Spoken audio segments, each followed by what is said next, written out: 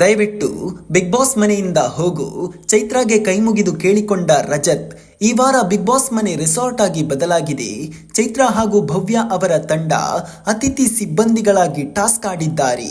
ಮೊದಲ ದಿನ ಚೈತ್ರ ಅವರ ತಂಡ ಅತಿಥಿಗಳಾಗಿದ್ದು, ಎರಡನೇ ದಿನ ಭವ್ಯ ಅವರ ತಂಡ ಅತಿಥಿಗಳಾಗಿ ಸಿಬ್ಬಂದಿಗಳಿಂದ ತಮಗೆ ಬೇಕಾದ ಸೌಲಭ್ಯ ಹಾಗೂ ಸೇವೆಗಳನ್ನು ಪಡೆದಿದ್ದಾರೆ.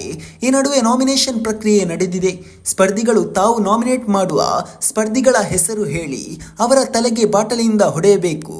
ಈ ಪ್ರಕ್ರಿಯೆಯಲ್ಲಿ ಭವ್ಯ ಅವರು ಐಶ್ವರ್ಯ ಅವರನ್ನು ನಾಮಿನೇಟ್ ಮಾಡಿದ್ದು, ಹನುಮಂತು ಅವರು ಚೈತ್ರ ಅವರನ್ನು ನಾಮಿನೇಟ್ ಮಾಡಿದ್ದಾರೆ. ಗೌತಮಿ ಅವರು ತ್ರಿವಿಕ್ರಮ್ ಅವರನ್ನು ನಾಮಿನೇಟ್ ಮಾಡಿದ್ದಾರೆ.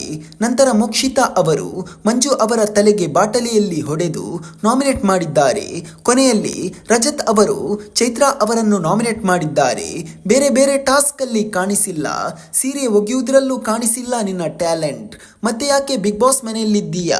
ನಿನ್ನ ದಮ್ಮಯ್ಯ ಅಮ್ಮ ಮನೆಗೆ ಹೋಗು ಅಂತ ರಜತ್ ಚೈತ್ರಾಗೆ ಕೈ ಮುಗಿದಿದ್ದಾರೆ. ಇದಕ್ಕೆ ಚೈತ್ರ ಅವರು ಒಂದು ಕಿವಿಯಲ್ಲಿ ಕೇಳು ಮತ್ತೊಂದು ಕಿವಿಯಲ್ಲಿ ಬಿಡುವೆಂದು ಸಂಜ್ಞೆಯಲ್ಲೇ ಉತ್ತರಿಸಿದ್ದಾರೆ. ಇನ್ನೊಂದು ಕಡೆ ಮಂಜು ಅವರು ತ್ರಿವಿಕ್ರಮ್ ಅವರನ್ನು ನಾಮಿನೇಟ್ ಮಾಡಿದ್ದಾರೆ. ಈ ನಡುವೆ ಇಬ್ಬರ ನಡುವೆ ಕ್ಯಾರೆಕ್ಟರ್ ವಿಚಾರವಾಗಿ ಮಾತಿನ ಚಕಾಮಕಿ ನಡೆದಿದೆ. ಸ್ನೇಹಿತರೆ, ಬಿಗ್ ಬಾಸ್ ಸೀಸನ್ 11ರ ಮುಕ್ತಾಯಕ್ಕೆ ಇನ್ನೇನು ಕೇವಲ ಕೆಲವು ದಿನಗಳು ಮಾತ್ರ ಬಾಕಿ ಇದೆ.